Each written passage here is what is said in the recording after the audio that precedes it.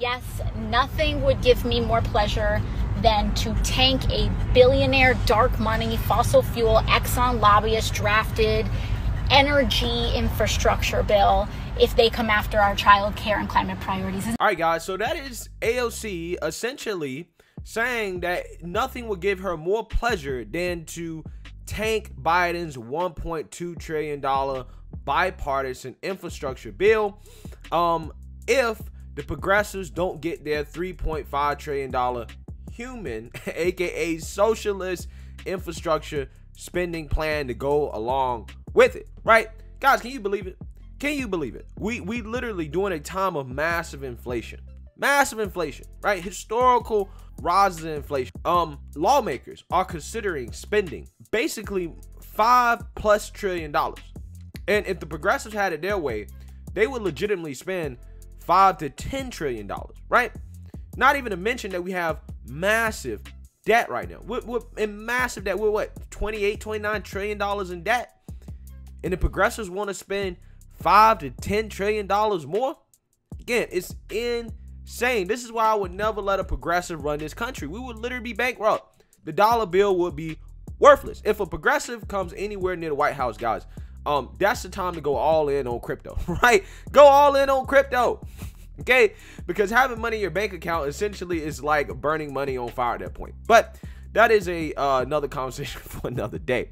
But the conversation today is about AOC, essentially in that video saying that nothing would give her more pleasure than to kill Biden's hopes and dreams. Yes, because this $1.2 trillion infrastructure package, right, the bipartisan one, that is all of Biden's hopes and dreams in order to save his presidency. It really is, right? It really is. I mean, because up until this point, guys, outside of the COVID stimulus relief package, what has Biden really done, right? Besides mess everything up, right? Obviously, you know, he's repealed some of Trump's stuff when it comes to the border and stuff like that. But what I'm saying in terms of his actual, you know, legislative slash spending agenda, what has he done? He hasn't done anything, okay? They haven't passed police reform. They haven't done anything on the voting stuff, which again, I'm not complaining. I'm not saying that's a bad thing. I'm just saying, like, from a certain perspective, he hasn't done anything. And usually when AOC talks, right, it doesn't really mean anything, even though she gets so much attention, because she doesn't really have any power. But in this situation, she actually does have quite a bit of power because of the slim majority that Democrats currently have in the House, right? I think they only have 3 seats to spare. So essentially, if AOC is true to her word, right, in the sense that, well, the Democrats say, hey, you know what, we're not going to move forward with both bills. We're just going to move forward with the bipartisan infrastructure package, the $1.2 trillion one. And she decides, you know what, we're going to tank it. We're going to vote no on it. Then essentially, again, she has the power to tank all of Biden's hopes and dreams, because if that $1.2 trillion bill doesn't pass, then that means that $3.5 trillion bill that the progressives want, that's not going to pass either, which means that Biden gets nothing done, right? Which low key is what Mitch McConnell wants, right? That's what Mitch McConnell wants. Right.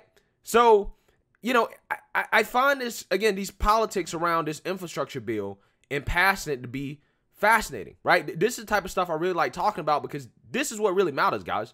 Right. The legislative process and how these bills are passed and what are in these bills. This is why I take time to talk about this stuff, because this is actually what matters. Now, the deadline to vote on this $1.2 trillion bill is September 27th. So that is coming up soon. However, there has not been a real promise yet from the Democrats in terms of having a vote on the $3.5 trillion bill. So at this point, again, you know, AOC is going to be tested on her word sooner rather than later. Now, Joe Manchin and Kyrsten Sinema have already come out and said that they're not going for the $3.5 trillion bill, right? They've already said, nah, that we're not spending that much money. We don't want it. So essentially, at this point, AOC should understand that she's going to be put in that position, that the $3.5 trillion plan cannot and will not pass without Joe Manchin and Kyrsten Sinema. And they're not going to budge. Like, I do not think they're going to budge. If they were going to budge, they would have budged a long time ago. With Biden's declining poll numbers, right, and how unpopular he is as a president, they actually have a lot more leverage. Because the more conservative you appear to be, right, again, considering inflation, considering the economy, considering how bad Biden has been doing, it's probably going to look good for you as a Democrat, right? It's probably going to look very good for you as a Democrat. So Joe Manchin and Kyrsten Sinema have a ton of leverage right now. And that's why I told you guys, I don't think that $3.5 trillion bill, for as much as there's a ton of fear mongering about it on the right, there's no chance that it's going to pass realistically, right? As long as Joe Manchin and Kyrsten Sinema don't budge, right? Which I have not seen any signs of them budging. But like I said, AOC should know this. So the question is AOC going to fold, right? Is AOC going to actually torpedo Biden's administration? Because again, if AOC and the progressives, the squad, decide, hey, we're not going to vote yes on this, it's over, right? Biden's not getting anything done, right? All of Biden's hopes and dreams are in this infrastructure package. And I think AOC understands that. I think a lot of politicians understand that.